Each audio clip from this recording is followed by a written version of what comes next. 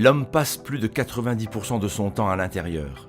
De ce fait, la qualité de l'air intérieur, c'est-à-dire l'absence de polluants chimiques émanant des matériaux de construction, l'absence de contamination pour des moisissures, l'exposition réduite aux champs électromagnétiques, devient de plus en plus primordiale.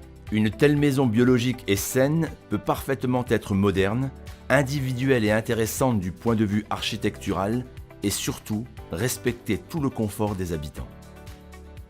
Les polluants et les sources de pollution typiques sont d'abord les solvants classiques, les COV émanant des peintures ou encore des garages et chauffages, les éthers de glycol en tant que conservateurs dans les peintures à base d'eau, les terpènes dans certains produits écologiques, voire les aldéhydes émanant de certains revêtements de sol en lino.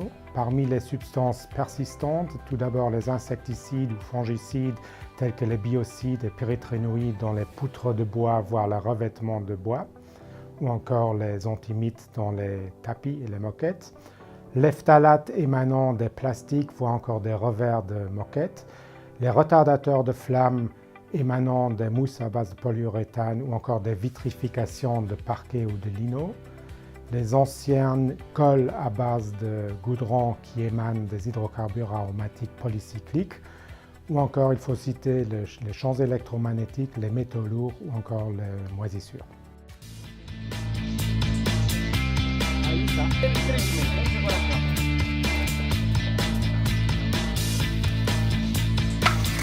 Pour les murs, on utilise une brique en argile, ouverte à la diffusion et régulant l'humidité. De plus, elle est porosée, renfermant des chambres, un excellent isolant thermique. Les bords métalliques ne sont pas collés mais fixés par l'enduit à la chaux. La décision d'utiliser de la chaux au lieu du plâtre habituel résulte du fait que la chaux peut influencer favorablement le climat de l'intérieur par son effet régulateur au tampon d'humidité. La chaux peut donc absorber l'humidité et la restituer à l'air ambiant, assurant par là une humidité relative de l'air toujours favorable. Contrairement à l'argile, la chaux, de par son pH élevé, est naturellement bactéricide et fongicide, de sorte que les micro-organismes ne poussent pas sur l'enduit à la chaux. Ensuite, le parquet massif ne sera pas collé, mais il sera posé sur le gîte en le clouant. À cette fin, des petits clous sont projetés via cette machine et qui vont relier le parquet par rapport au gîte. Ainsi, on peut renoncer complètement à l'utilisation de colle lors de la pose du parquet et donc éviter des émissions nocives en provenance des colles dès le départ. Les meubles de cuisine sont en verre et en aluminium, deux matériaux chimiquement inertes. Le verre est laqué à l'usine de façon à ne plus émettre des substances nocives, en l'occurrence des solvants, après l'intégration dans la construction.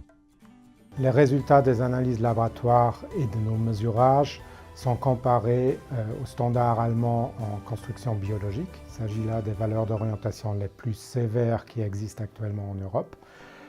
D'après ces résultats, nous avons retrouvé aucune substance cancérigène, perturbateur endocrinien ni poison nerveux dans le bâtiment.